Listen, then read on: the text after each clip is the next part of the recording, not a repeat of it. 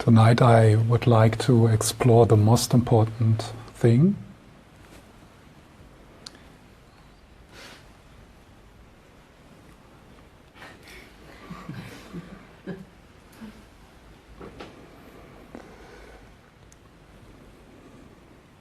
What it is I can't talk about.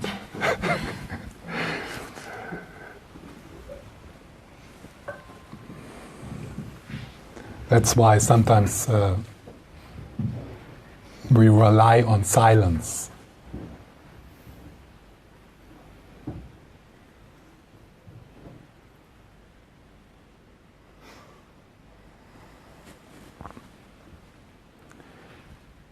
Because we are exploring a way of knowing beyond the conceptual mind. That's what a mystic is interested in. A kind of knowing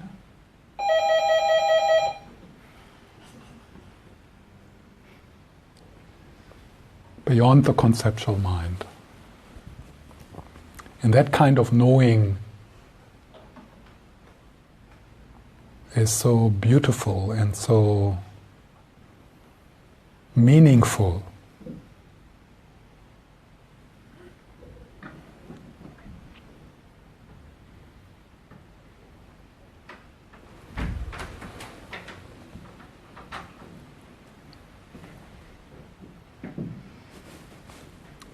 So that kind of knowing is the heart of the Tibetan Buddhist tradition. And many people would say, and I agree with that, it's the heart of all spiritual traditions, of all mystic traditions. So what I assume is that you are coming here not just to feel better. That's fine. I mean, you're very welcome then also. And initially that might be our intention or our motivation why we would like to learn about meditation or mindfulness practice. To feel better. It's very natural, of course. But I would actually even more like to talk to the mystic in you.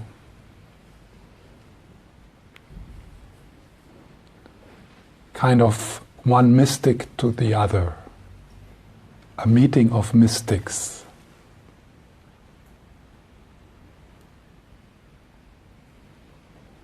So I would like to talk to that within you which wants to wake up.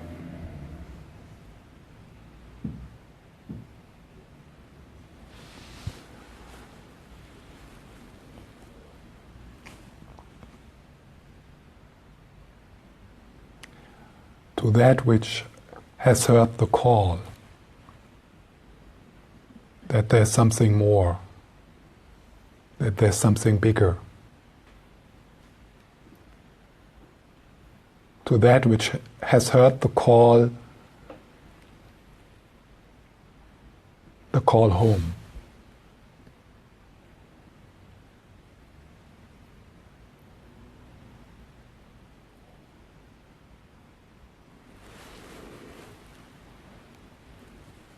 And that call has been heard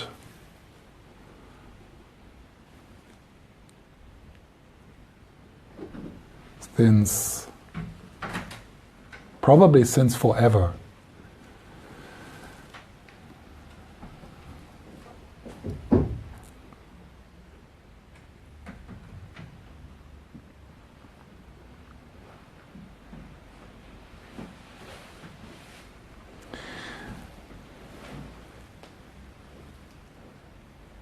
And as an answer to that call, to that yearning to wake up,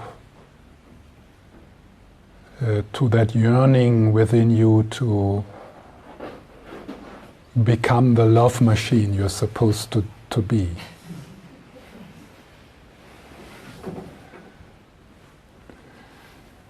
for that call,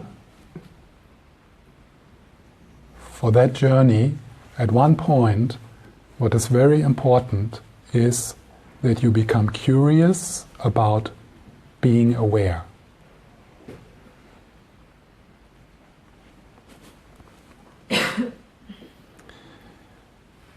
So, on that journey home,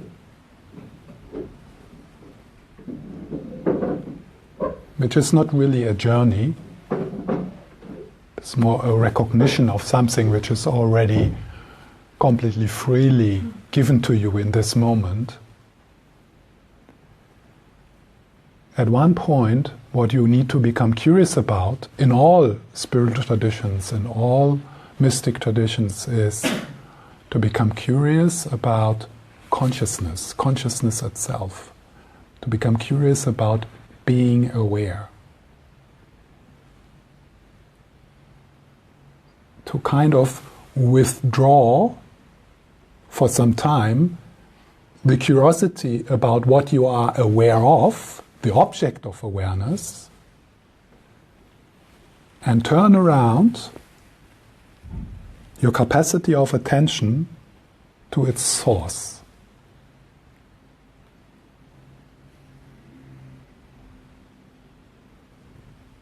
And this is the mudra.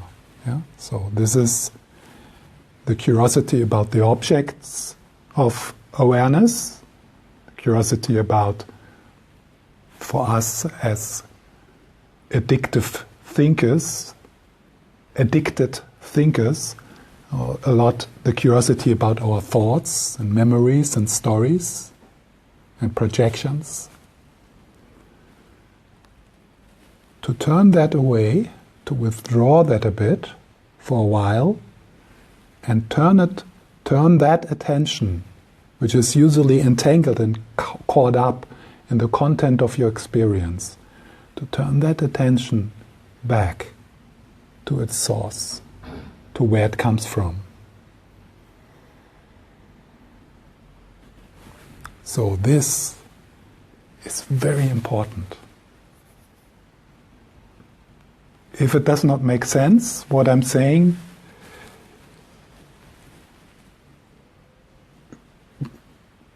I don't know if I can make it more clear, but don't give up on this. Yeah, don't give up on that move, on that curiosity of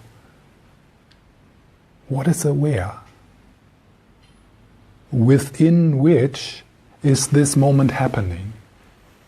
Within what? Within what is this moment happening?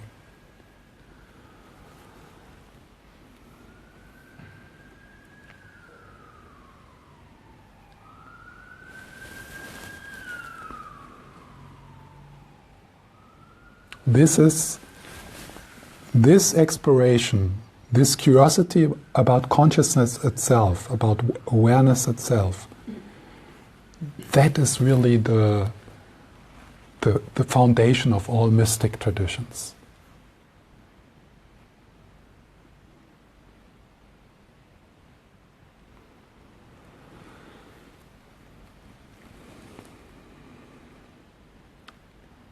And my intention tonight, is to talk about it in a way that not necessarily makes sense, because it's not going to make sense really. It's not going to make sense to the conceptual mind. But my intention is to talk about it in a way that you become passionately curious about it. I don't know if that's possible to kind of get everyone caught tonight. Yeah, like in here, you need to look at this. You know, this is the most precious. This is the treasure. You know, the treasure. You know, the Holy Grail, which the heroes are looking for on their journey. The Holy Grail is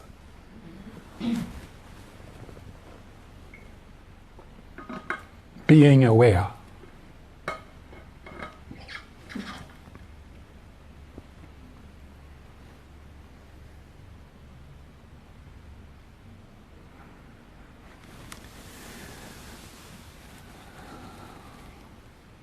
So let's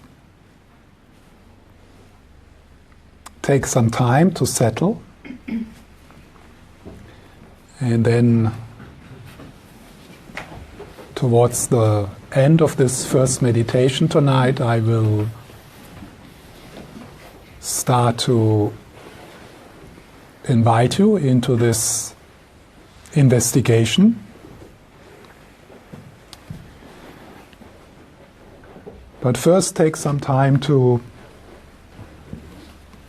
connect with your body. Maybe you want to close your eyes so that you can get in contact with yourself. And we do it very gentle. It's a sliding, so there is no need to concentrate or to try to feel better or more peaceful or more awake. So it's really the invitation to notice what you bring with you into this moment. And as best as you can, you notice it in a loving way.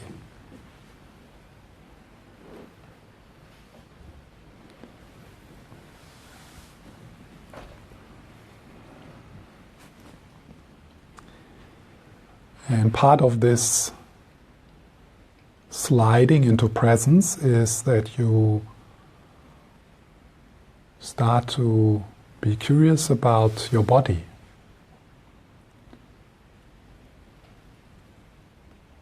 And if it feels good for you, you can slide on the in-breath into the body, even down into your feet.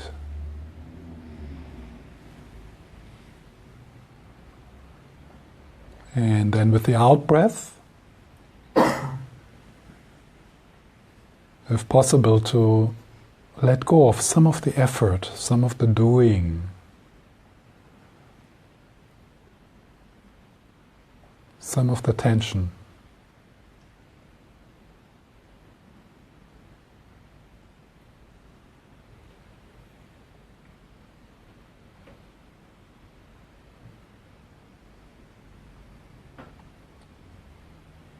And nothing is excluded. So whatever there is, whatever you experience in this moment,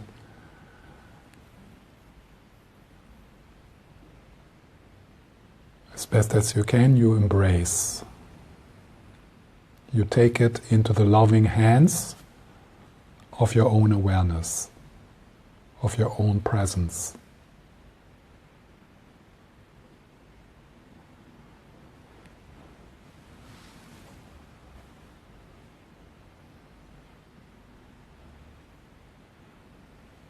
And with the in-breath, befriending your own energy.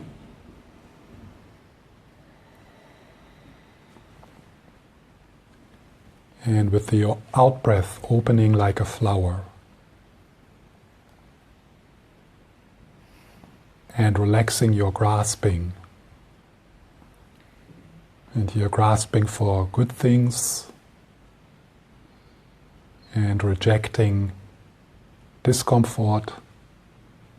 So with the out-breath you relax that as if you open your fist.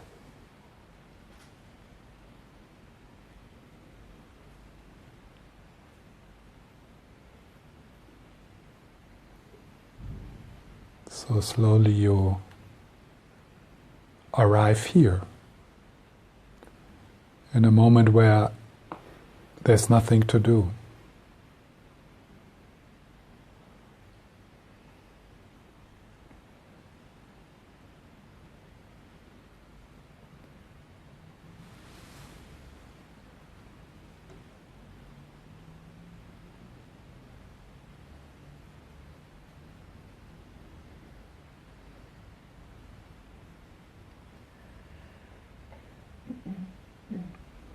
And of course, thoughts continue to arise.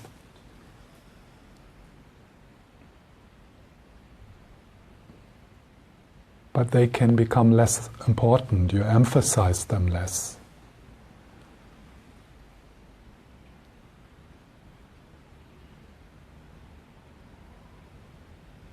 Because here, none of your thinking will bring you home. None of your thinking will make you whole.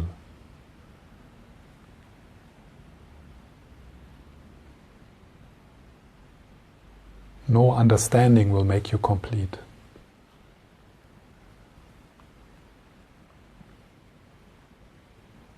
So you shift a bit from the head into the body.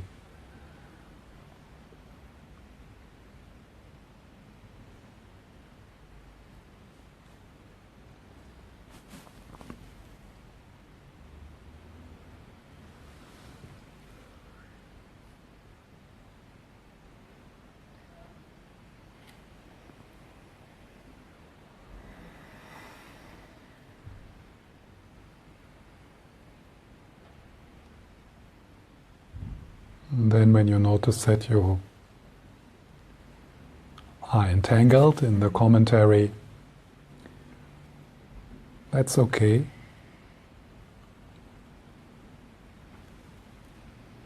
No big deal.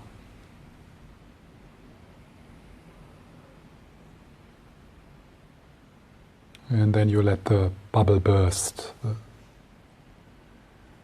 And you drop back into your hands. Aliveness in your hands, softening the belly, softening the shoulders,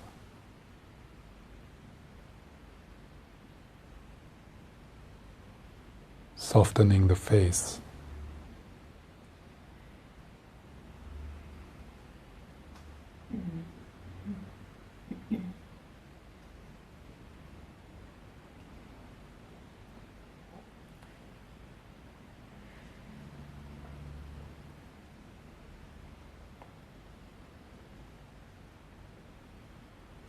And then even if you are tired tonight, or you brought something challenging with you into this moment,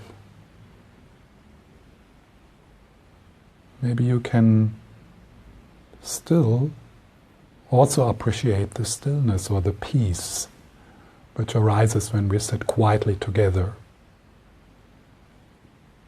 A group of mystics.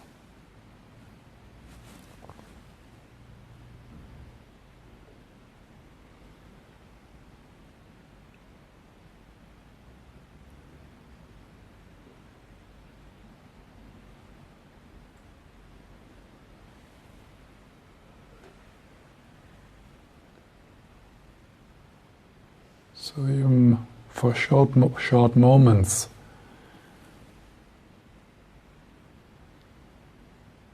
you notice the stillness with your whole body. It's a very sweet stillness.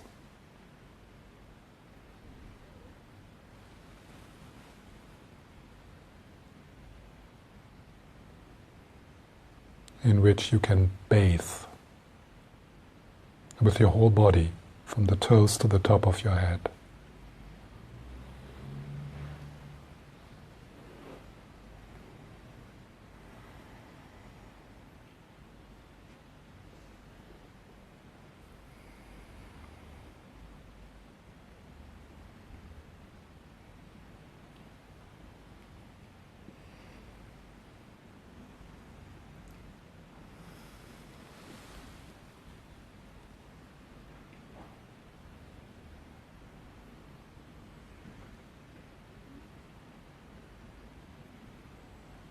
And returning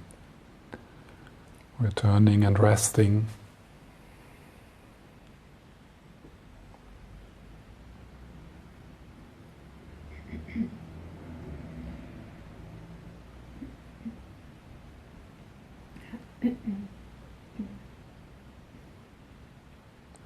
And arises, you welcome with your breath.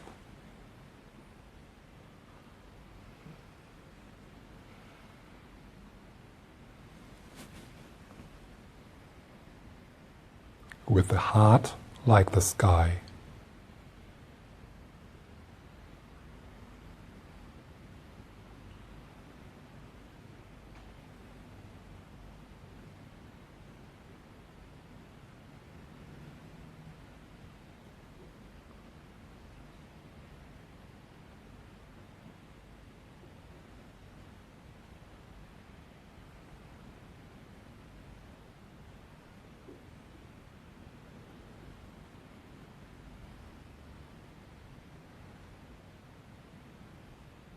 And your awareness open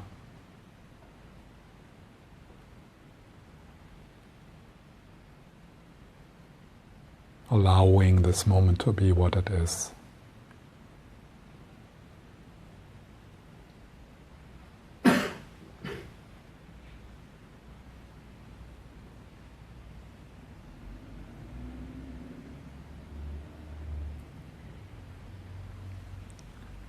And then when you notice that you want to have something or you want to get rid of something, see with the out-breath if you can relax that grasping, as if you're opening a fist.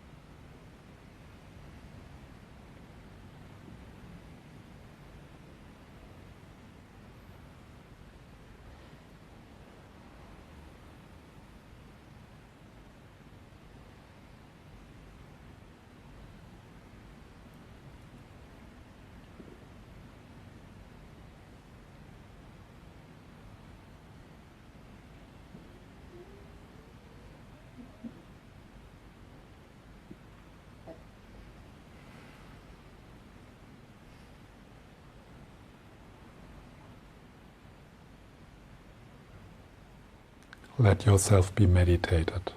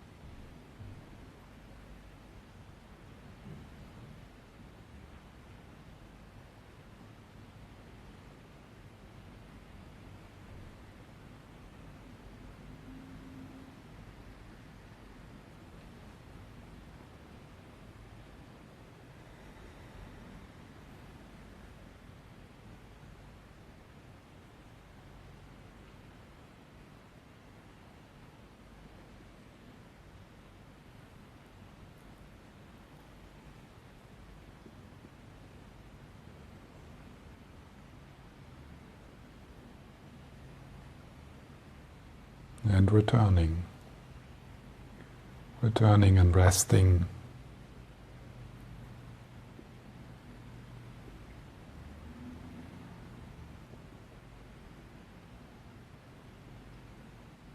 Letting this moment be exactly what it is. Even if that what you find is not that great.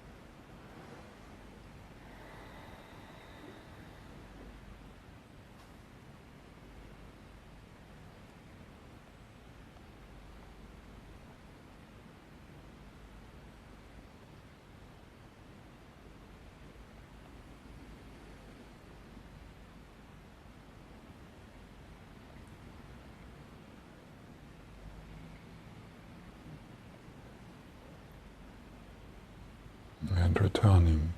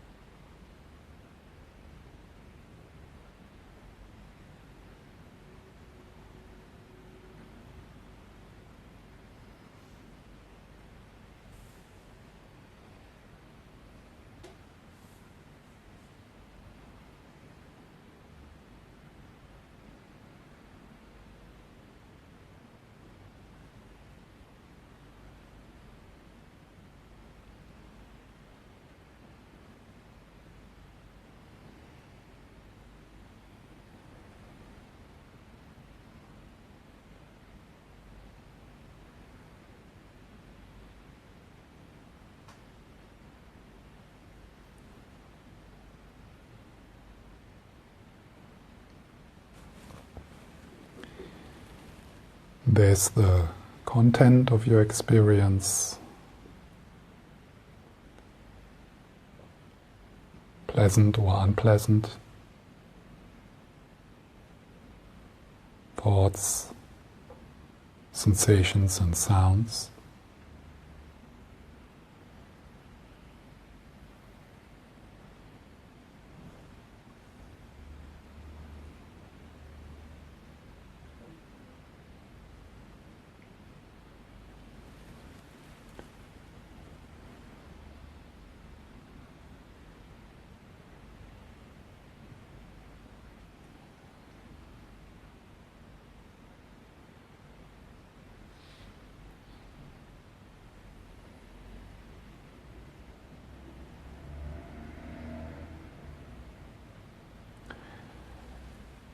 And isn't there also something which is bigger?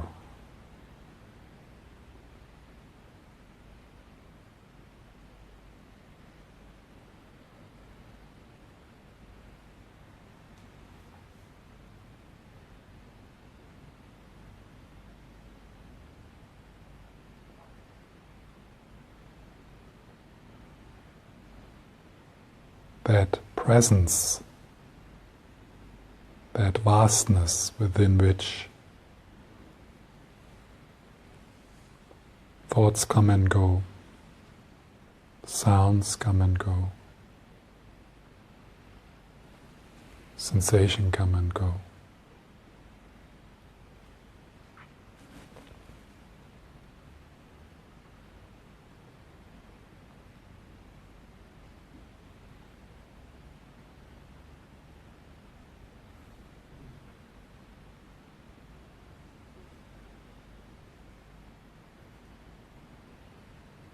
Open your awareness into your surroundings all around.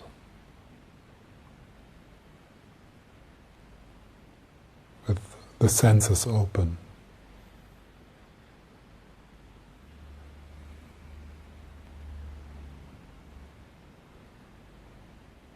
With a heart like the sky.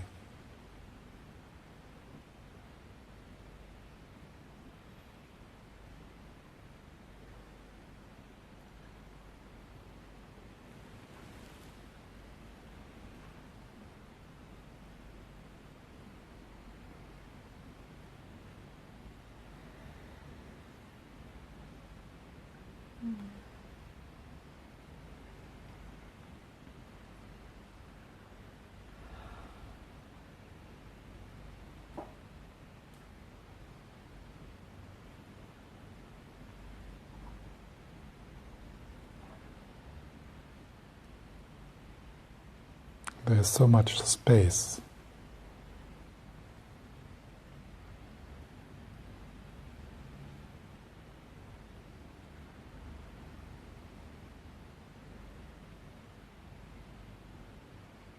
That there's space for everything.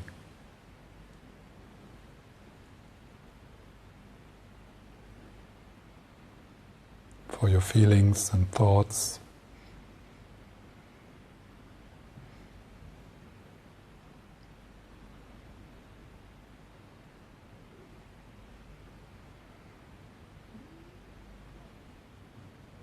There's so much love that nothing is too much.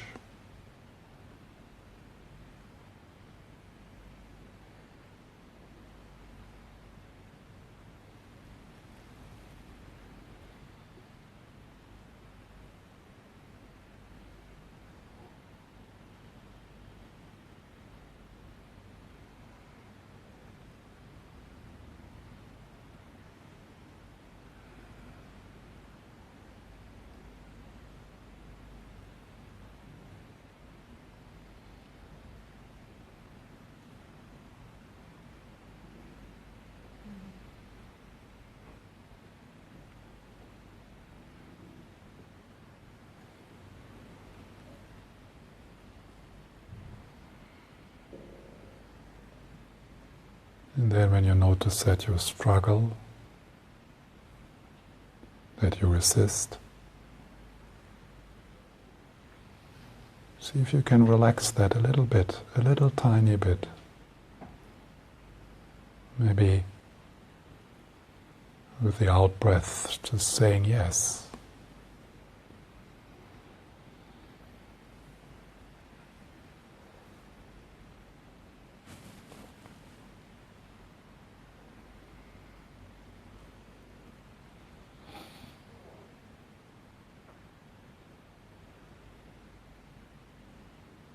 There's nothing you need to do, nothing you need to understand, nothing you need to figure out, nothing you need to fix.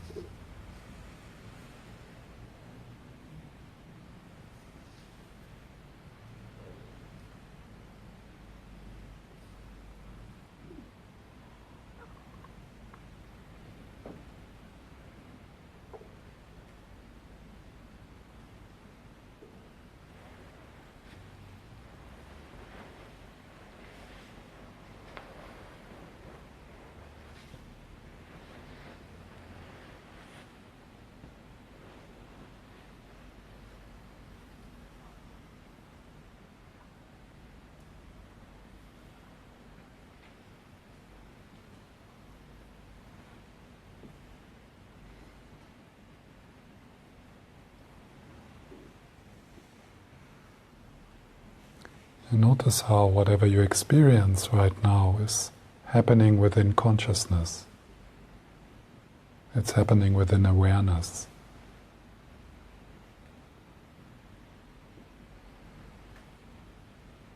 This voice,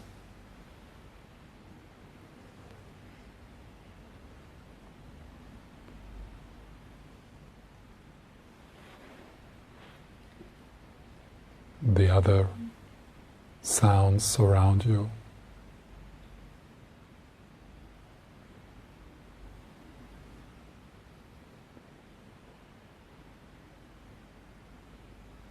The sensation of your breath.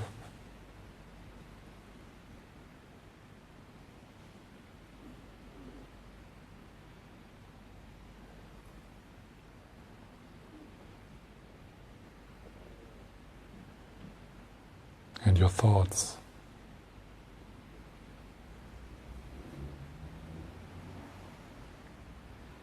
Isn't all of that happening in the same space?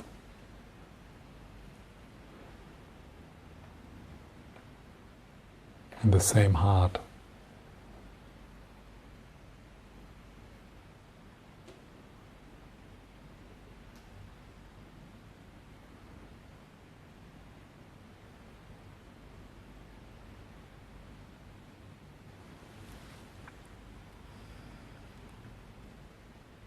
Within the same stillness.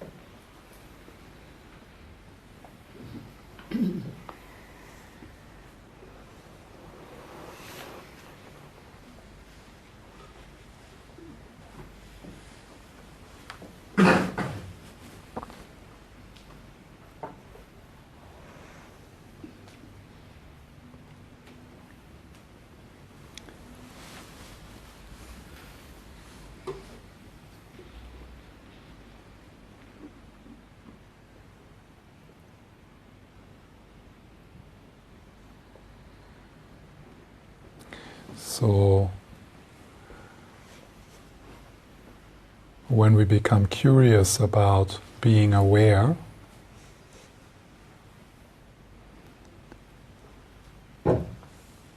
we start to trust the direct path view.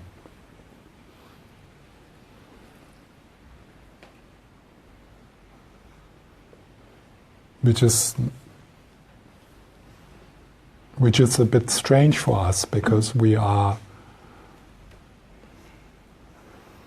very much used to have a sense of progression. We have a sense that our path or our healing is a progressive path. Something like, I'm not there yet. Certainly I'm not there yet. I mean, look at your life. Look at your feelings.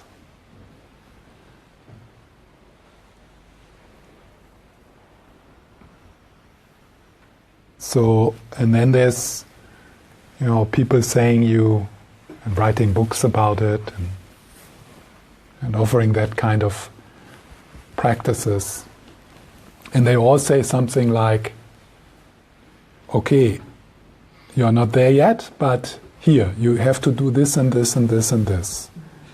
And if you work really hard, then in the end, you will get there. Whatever there is. If you are very modest, you would maybe say, yeah, I would like to be a bit more relaxed in my life.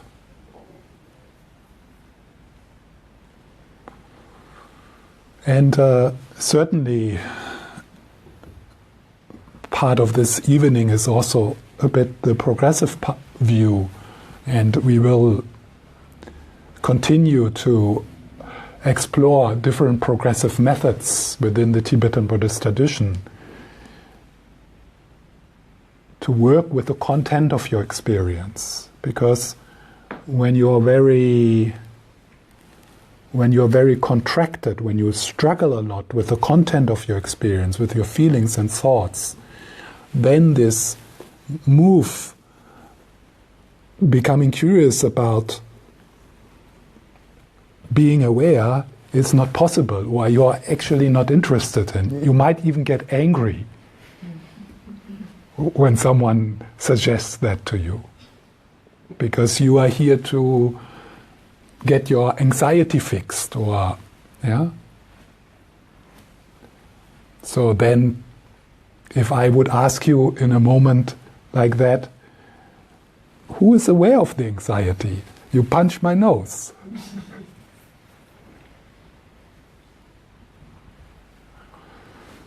So, but tonight I want to start at the end. It's the tantric view. You start at the end. Getting there by being there.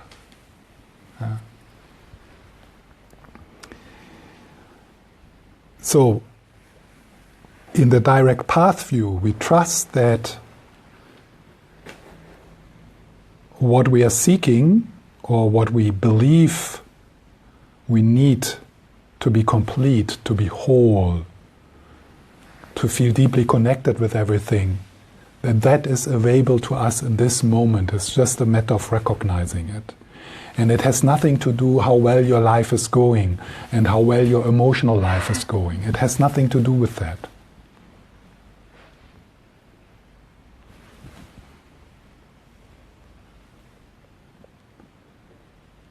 And for most of us, and for most practitioners, one's own journey is a bit of a mixture between those two views, or two approaches.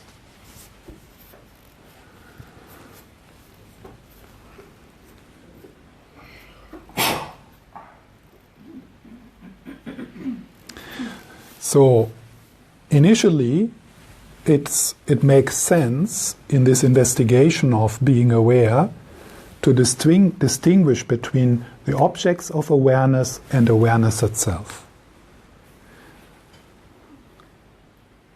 I say initially. Yeah, so we have to know that this is a provisional. It's provisional, this distinction.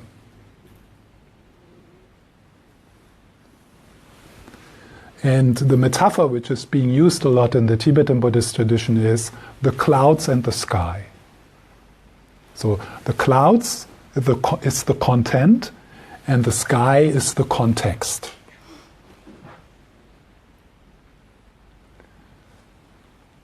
And for us,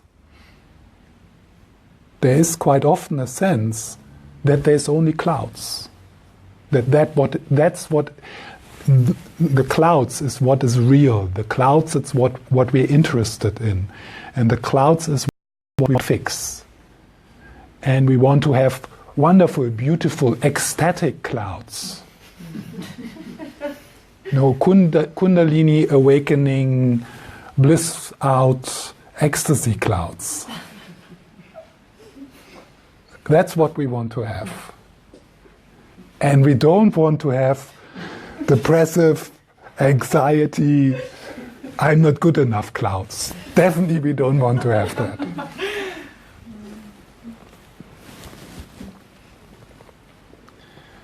And then we try to fix the clouds. And that, in the Buddhist tradition, that's called samsara. Trying to fix the clouds forever.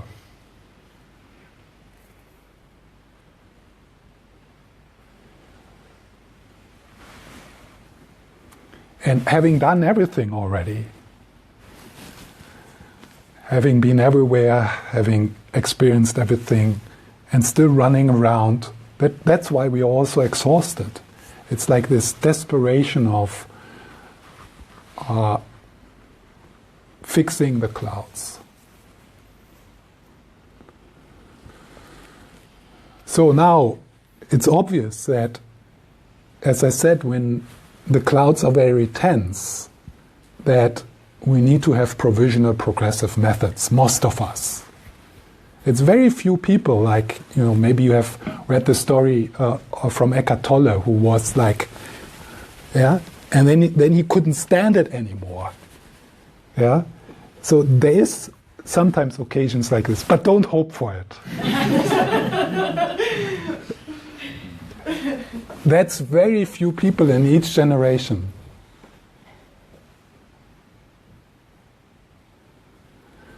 I must admit, secretly, I still hope, but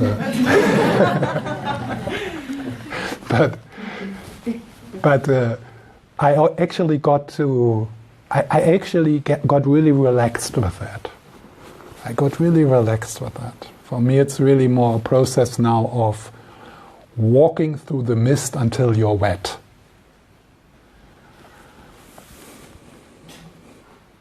What do I want to say with that? So being wet is being home, yeah? Having completely made this shift from the content of your experience to the context. Yeah? Remember, content, clouds, context, sky. That's awakening. So if that shift has completely happened, that you base your sense of identity not on the clouds but on the sky, then other people call you Buddha, which means the awakened one.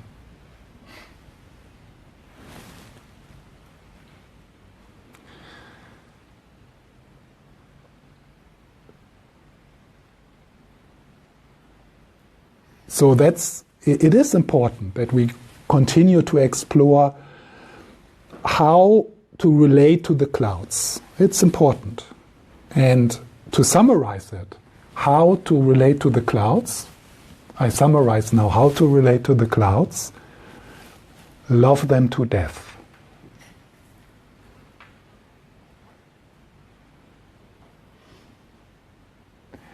This is it's a very particular love.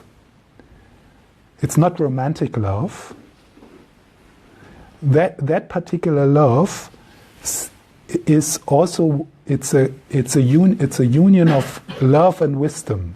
So it's a loving gaze which also penetrates, or which understands, or which sees directly that the clouds are empty of existing in a solid, real, independent,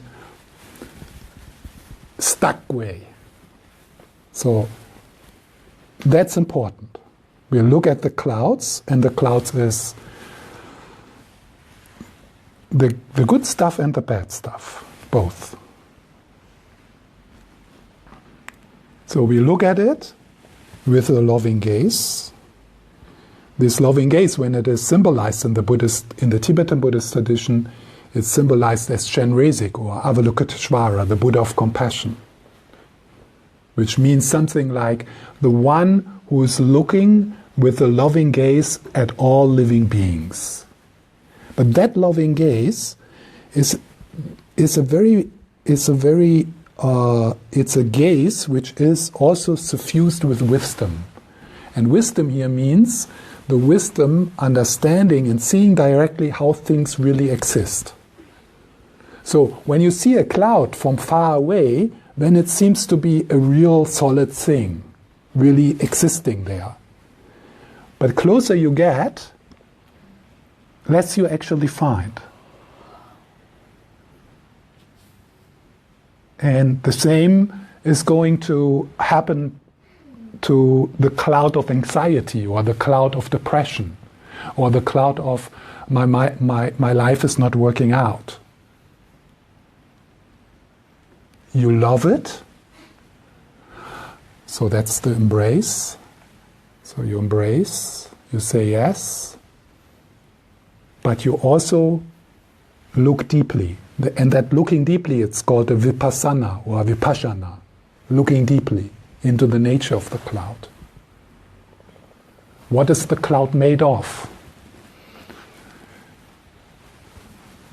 Just one little sentence to that, we have to explore that a bit deeper. What you find is that the cloud is made out of consciousness.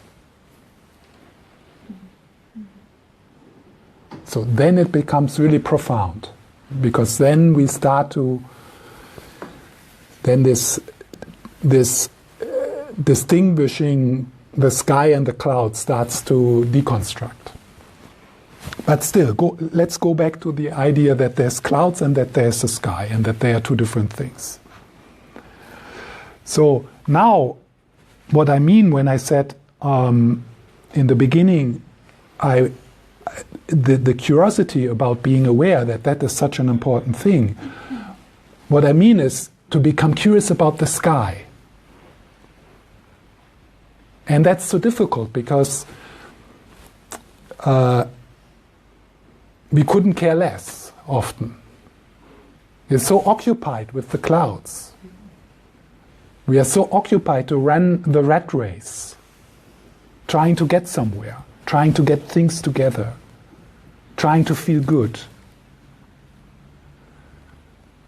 And then to trust something which we are not really familiar with and which we don't really understand. What's the point to look into the sky? There is nothing. And that's actually the challenge, that there is nothing. Yeah? That there is nothing. But that nothing is the most meaningful thing in the world. In the world, in all universes. That nothing is the most meaningful. So, from the Buddhist point of view, your human life is about being curious about nothing. But here, when I say nothing, I mean the most wonderful nothing. I mean, it's like, when a mystic, a yogini, experiences that nothing, she's not coming out of that experience and say, don't look into the nothing. Don't go there. It's nothing. No. She comes out of that experience, and for the rest of her life, she wants to share that. And she writes books about it, and poems, and sings about it, and tries all kinds of skillful means to make people curious about that nothing.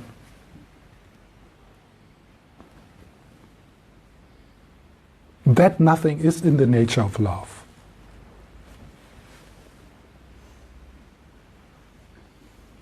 That nothing is what the universe is made of.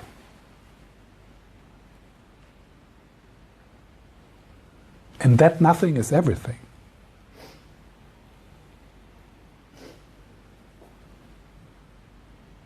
So that nothing is home. That nothing is the fulfillment of all your hopes.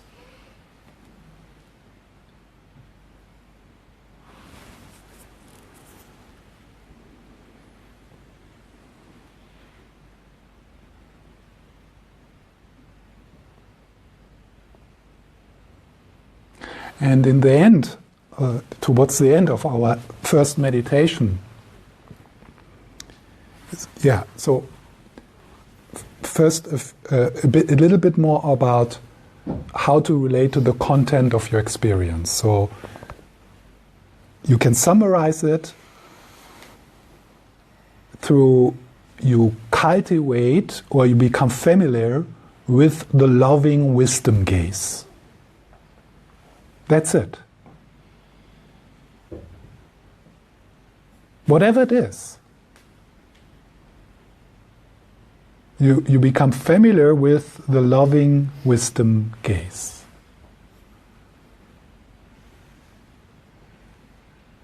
Towards your whole experience, whatever your experience is, your problems, your relationships, all that is, all these experiences, they are perceptions, they're happening within consciousness. And when you don't, and our habit is not the loving wisdom gaze, our habit is grasping or rejecting, and that's suffering. So suffering we create, we are the creator of our suffering by relating to the content of our experience in a certain way, in a grasping way. So that's why one of the crucial things we start to cultivate in meditation is to relax the grasping.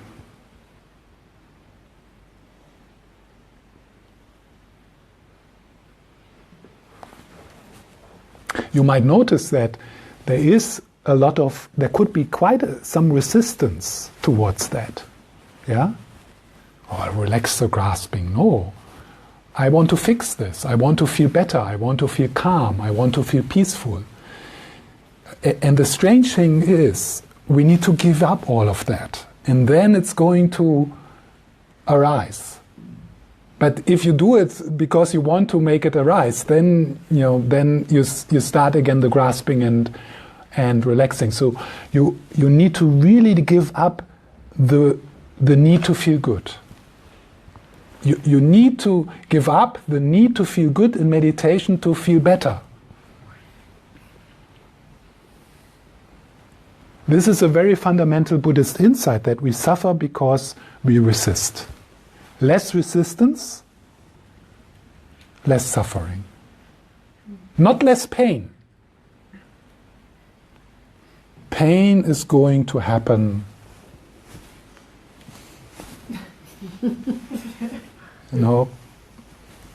I mean, it's good to kind of, through a progressive method, to lift some pain, and we all should do that if that is possible, but there's going to be the next pain. Have you noticed? It's like, there's no end to it. Yeah, and there is no end to it. There is no end to pain, but there is an end to suffering.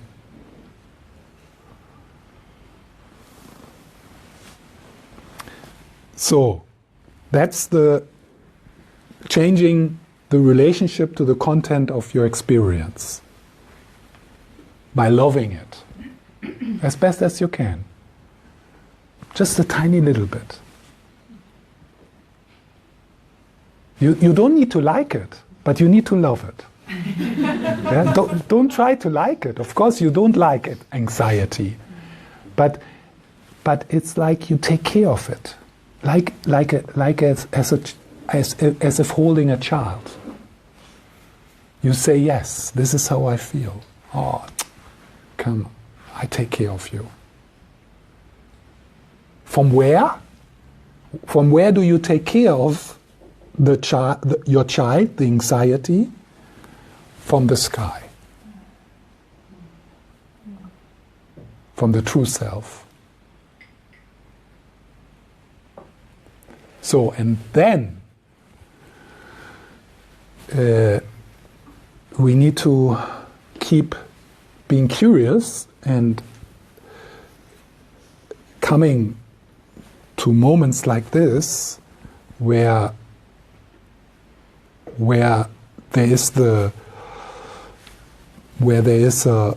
bit of a question around, okay, so what's the sky?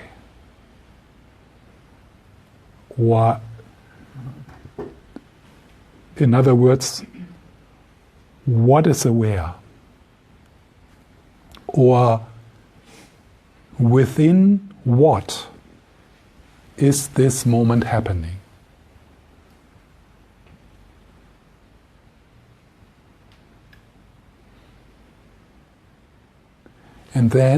And that question, within what? It might not make sense to you right now when I ask that. Yeah? That's fine. But don't give up. Don't give up on that. I mean, don't give up on this, what I mean with it. Within what is this moment happening? What is aware? So then you roll your eyes back. I mean, not really. Yeah. This is not like, but it is as if you roll your eyes back and you start to become curious about where the attention comes from, the attention. The source of the attention. What do you see? When you roll your eyes back and you look into where the seeing comes from, when you look to the source of your seeing, you see nothing.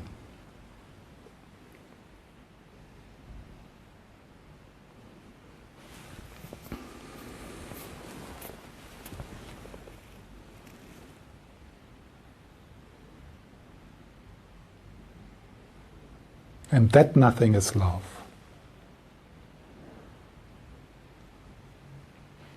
And love is, it's not a good word, because it's too much of a something, too much ideas, too much, you know. So that's sometimes in the Buddhist tradition, nothing is being said about that nothing.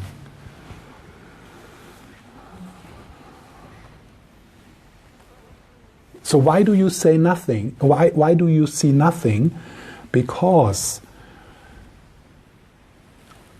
that with what you are looking is the same as that what you are looking for.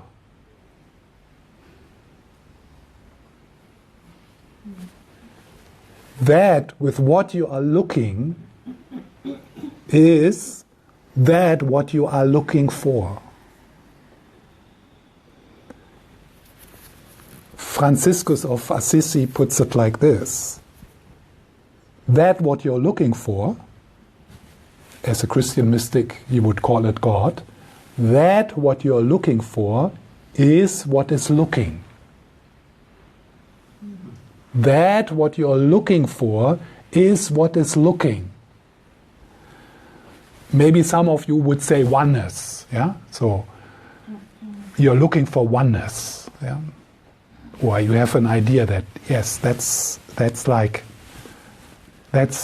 the big enlightenment is oneness. So that what you're looking for, oneness is looking for that what you're looking for is what is looking. You are already what you're looking for.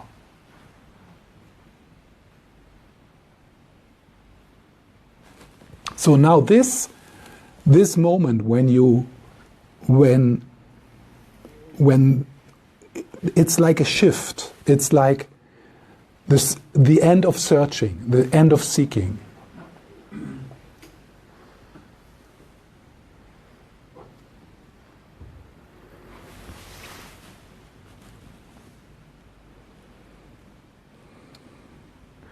I hope I did not lose more than 50%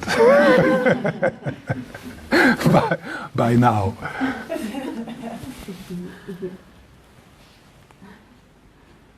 Okay, so let's have a break.